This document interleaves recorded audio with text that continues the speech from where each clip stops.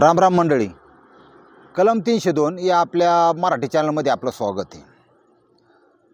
आज थोडी एका स्त्रीची अशी कहाणी पाहायची की बाबा तिला नीट नाही नांदावलं, तिच्याशी नीट वागणूक नाही केली, नीट वर्तवणूक नाही केली तर ती कुठल्या स्टेपला जाऊ शकते। हा, आणि अश्लीलतेच्या दृष्टिकोन अजिबात बघायचं नाही, आपल्याला शोधायचं आहे काय की बाबा ही नेमकं घडलं कशामुळं।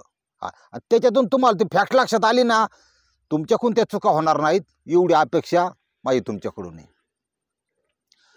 जळगाव जिल्हा आपला, वांग्याचं भरीत एक नंबर, केळी। पण हा जो बाळू शिवराम पवार ही जी व्यक्ती, ही मूळची नाशिक जिल्ह्यातली नाथडोंगरी गावचा मूळचा, पण तो पोटा पाण्यासाठी रोजगारासाठी तिकडे गेला चाळीसगाव। आणि चाळीसगावमध्ये कोदगावी, त्या कोदगावच्या त्या गावात तो राहिला। त्याची बायको बरोबर आहे वंदना पवार, 3 वर्ष लग्नाला झाली, पण तिला काय तिची कुस उजावली नाही, तिला काय देवानी बाळ दिलं नाही। तोपर्यंत सगळं व्यवस्थित होतं, 2-3 वर्ष ठीक होतं।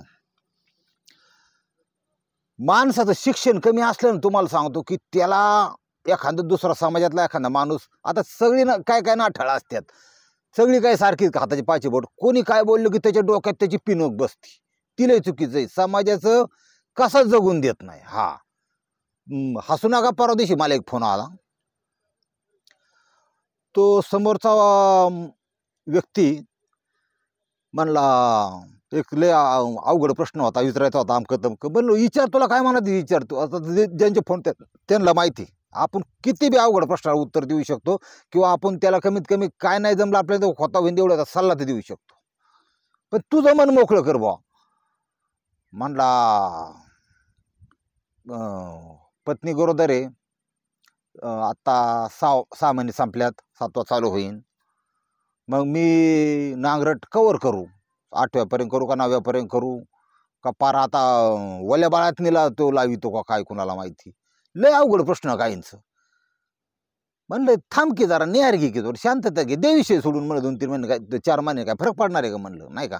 आपण आमची चर्चा चालली होती, नाही पण ते मला कंट्रोल होत नाही, नाही पण ते मला कंट्रोल होत नाही। आयला म्हणलं याला काय म्हणा बाबा, त्याला काय करायचं होतं, उजवं दाखवून डावं हाणायचं होतं। याचा अर्थ असा होता की त्यानं मला सुद्धा क्लिक झालं, इतकी काय काय हुशार असतात तुम्हाला सांगतो। तो म्हणला मग असं करू का, म्हणलं काय करू तू, मला मी 5-6 महिने ग बसतो, पण उत्तर प्रदेशचा एक पोरगा आलेला आहे शेजारी, तो हाय तसलाच, म्हणजे गे प्रकारचा असं समजा, मग तिथं कार्यक्रम करू का।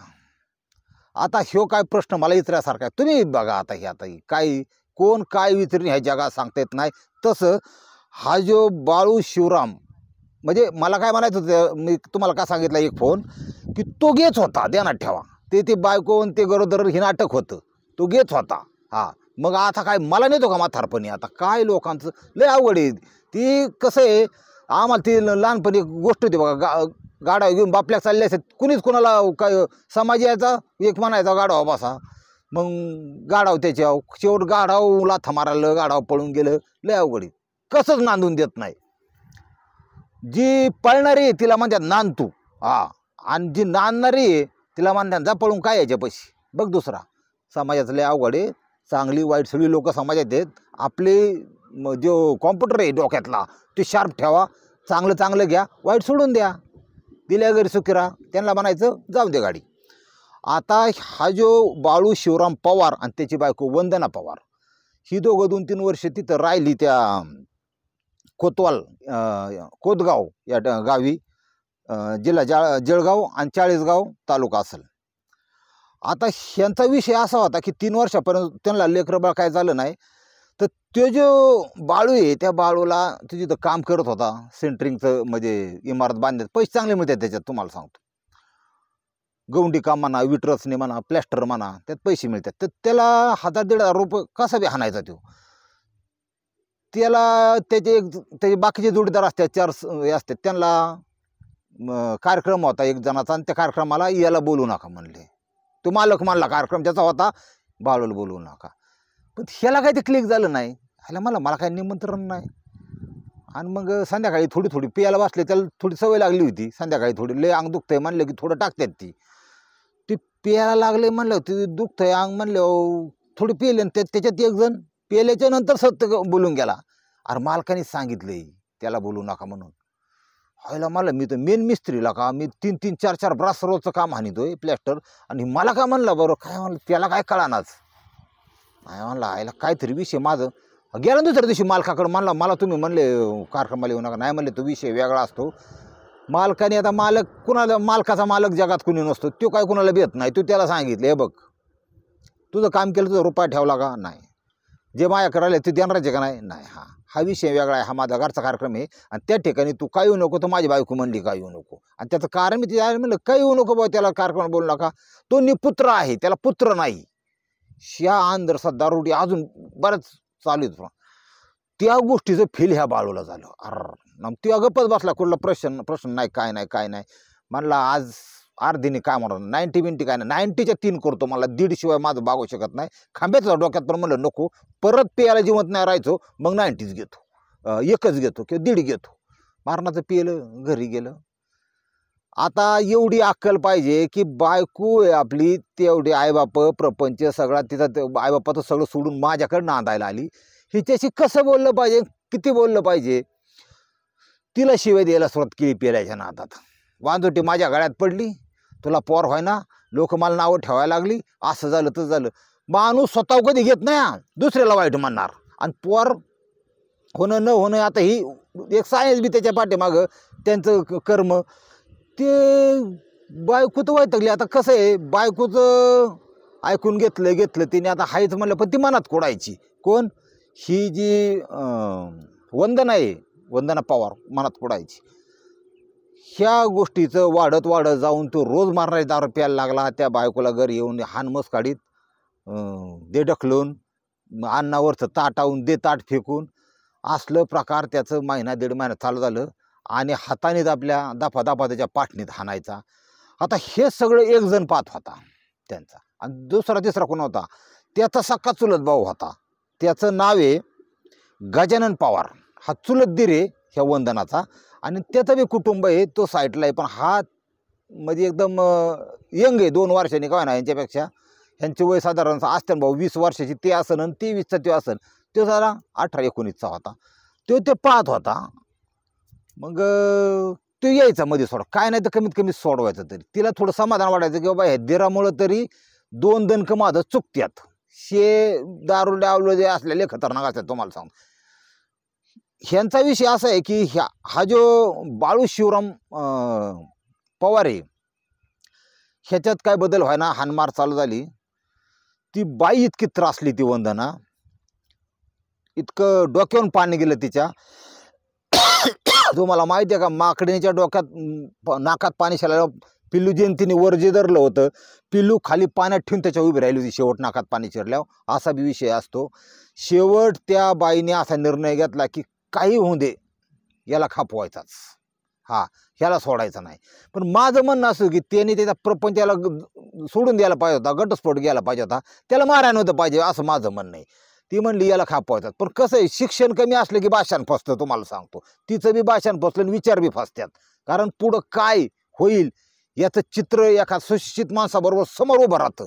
कुठली कलमं आहेत, काय होईल, पकडलं जाईल, किती सजा आहे. ह्या नालायकासाठी मी माझं आयुष्य का वाटोळं करू, हा समंजस सुशिक्षित माणूस विचार करतो. पण निवळ आडगी आहेत ना, 2री 3री शाळेतनं जाणारे, पळून जाणारे, नदीला खेकडं पकडणारे, यांचं लय अवघड. ह्यांना शिक्षणच नसतं, काय असं ते डोक्यात. ती बाईने असा विचार केला त्या वंदनाने की बाबा म्हणली याला संपवतेस.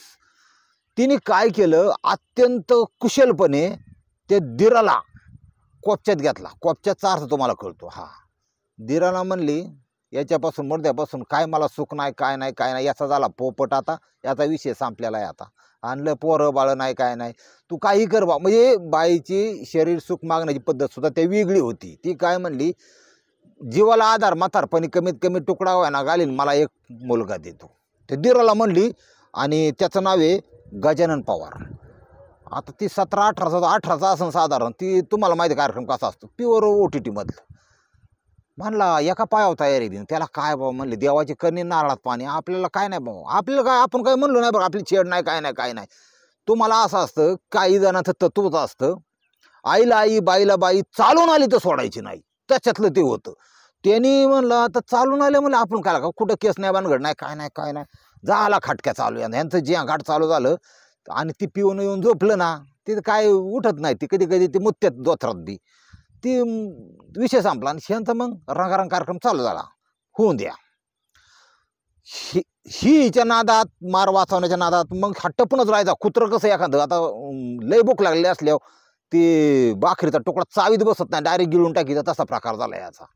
लय अवघड. ह्यानी काय केलं, टपूनच राहायचा. तो आला ना की मारहाण होऊन द्यायची नाही, काय नाही, जाऊन दे म्हणायचं. आणि त्याला पैसे द्यायचा उलट, 50 जास्त 100 जास्त. हान तुला काय करायचे काय. त्यांनी हाणली की याचा कार्यक्रम जागला. मग हिथं त्याला 90 पाजायची आणि ह्यो नाईटला कार्यक्रम करायचा. आता हिथं काय परिस्थिती कशी झाली, देतो आपापल्या दुनियेत.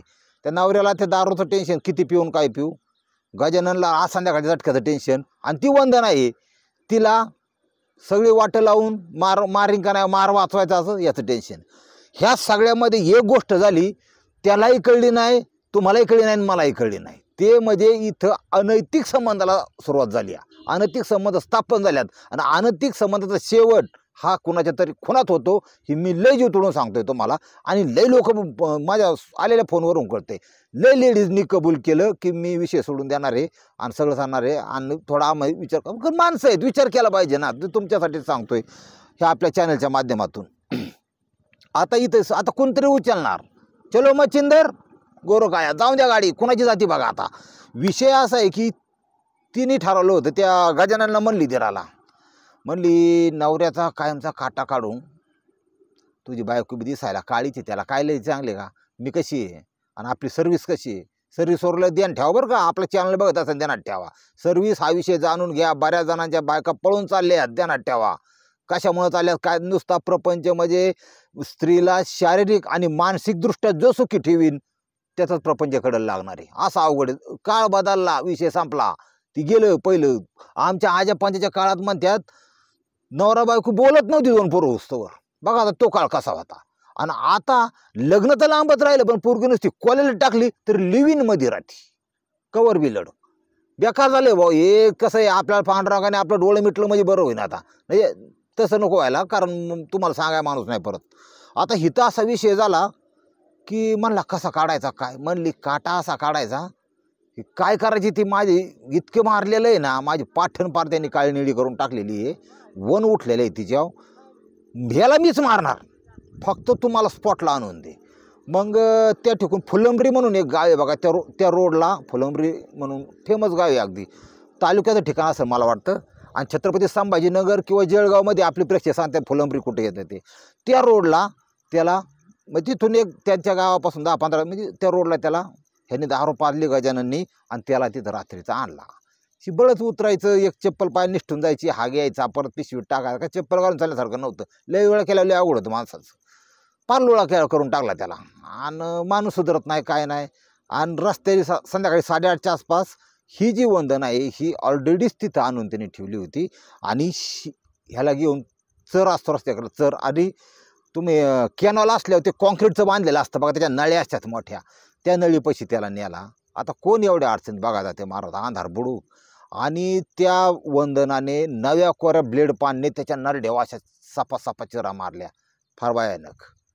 ते रक्त 5.5 लिटर असतं माणसाच्या शरीरात, त्याच्यातलं काढतात म्हणजे फक्त 1.5 लिटर काढतात, 700 ml टाकतात, 600 ml काढतात. त्याच्यापेक्षा जास्त रक्त काढलं तर त्या माणसाच्या चक्कर यायला सुरुवात होती, असा विषय. रक्त ब्लडिंग जास्त झालं ना, 1 लिटरपर्यंत रक्त गेलं की माणसाचं पार बेशुद्ध किंवा कोमात जातो, कारण रक्त लय गरजेचं आहे. आणि खलास केला त्याला खलास केला. आणि स्वतःच्या नवऱ्याला, त्या बाळूला म्हणली चला आता आपलं इथं विषय संपला. त्यांनी त्याला तपासलं, त्याचा मोबाईल सगळं काढून घेतलं. ती गेले निघून, कुठं कंप्लीट नाही, भानगड नाही, काय नाही, कसं नवरा आहे ना, कसं नवरा गप. तिला काय नाही, आडाने माणसं कंप्लीट करीत नाहीत. शेरडेवाला गेलं बा तिथं. ती आता ती वर्षाला काळजी, ती कस तरी लागतोच वर्ष होतं, असा विषय. शेरड्यावाले गेले की ते बाबा तिथं मरून पडल्या बघितलं, तिथं मुतायचीच बंद झाली त्याची. त्यांनी पाटकुनी देणार जाणार सांगा सुरुवात केली, शेळ्या चारणार मला हे माणूस पडलाय बा. आणि अशी बातमी लोकांना कळले की 5 मिनिटाच्या आत चर्चा झाली की कुणाच तरी फोन जातोच. आणि लोक शक्यतो पोलीस स्टेशनला फोन करायला घाबरतात. लोक काय करतात, त्या गावात पोलीस पाटला असेल किंवा ओळखीचा कोण असेल त्याला सांगतात. पोलिसांना ती बातमी कळली, पोलीस तिथं आले आणि ही केस होती चाळीसगाव पोलीस स्टेशनच्या अंतर्गत. त्यांनी बारीक अभ्यास केला. त्या माणसाच्या पायामध्ये, नखामध्ये, हातामध्ये सगळं पांढरट पांढरट झालं सगळं ते. आणि त्याच्या पाया बेला चरलं होतं सगळं पायात. ते परिणाम होतो सिमेंटचा. त्यांनी ओळखलं हा बांधकाम व्यावसायिक असणार. मग त्या भागातल्या बांधकाम व्यावसायिकांना त्यांनी सगळ्यांना फोन करायला सुरुवात केली. हा फोटो बिटो त्याची ओळख पटली. त्याची बायको आहे तिथे गेले. ती रड्यात नाटक करावं लागतं, तुम्हाला माहिती आहे. सगळं केलं. तिला क्वेश्चनमध्ये म्हणजे क्रॉसमध्ये घेतली. क्रॉसमध्ये म्हणजे कसे की बा प्रश्न उत्तरात की ते काय सराईत नसते, ती लगेच गावत्यात तसली. कारण ते सराईत तो वेगळा आणि हे थोडे उलटे पालटे प्रश्न 2दा रिपीट करून परत तेच प्रश्न उत्तर वेगळं आलं की म्हणायचं पाणी मुरतंय. मग ती उचलली बुवा. तिला उचलली की तिने सांगितलं याचं नाव. गावलीच नाही, त्यात विषयच नाही ना काय. आता ही केस आत्ता झाली आणि खून झाला आहे 17 एप्रिलला, आता 1.5 महिन्यापूर्वी. केस स्टँड झाली असं. आता पोलीस चौकशी कोर्टाकडून न्यायालयीन चौकशी घेण्यापेक्षा पोलीस चौकशी कस्टडी देतात. न्यायालयीन कस्टडी म्हणजे तुरुंगात पाठवणं नाही, आणि पोलीस कस्टडीमध्ये अजून रिपीट करून अजून काय निघतंय का, कुठं काय केलं का सगळं शोधून काढतात, सगळं ओके करून टाकतात ते. मग अशा तऱ्हेने ही केस स्टँड झाली. 302 कलमांमुळे शिवाय 34 लागलं, 201 लागलं. ही कलमं डेंजर कलमं आहेत सगळी. म्हणजे हत्या करणे, पुरावा नष्ट करण्याचा प्रयत्न करणे, काही वेळा अपहरणाची बी लागते आणि अवघड आहे ते. मग अशा प्रकारे एक बाई ह्या वळणावर ह्या स्टोरीतून तुम्ही एवढंच घ्या की तुम्ही तुमच्या बायकोला जर दारू पिऊन शिवीगाळ मारहाण करत असताना तर ठराविक लिमिटपर्यंतच ती सहन करणे. आता काळ बदलला आहे, लिमिटनंतर तुमचा सुद्धा कार्यक्रम होऊ शकतो महाराज. ती औषध आहे उंदराचं भाऊ. तुम्हाला सांगतो, तुम्ही बायांना त्रास द्यायचा प्रयत्न करू नका. काहींनी अख्खं आयुष्य काढलं, काहींची नवरे दारूपायी लिव्हर फुटून मरून गेले. तुम्ही काय ह्याच्यात भानगडीत पडू नका आणि जास्त वाढवू नका, असं माझे हात जोडून विनंती आहे तुम्हाला.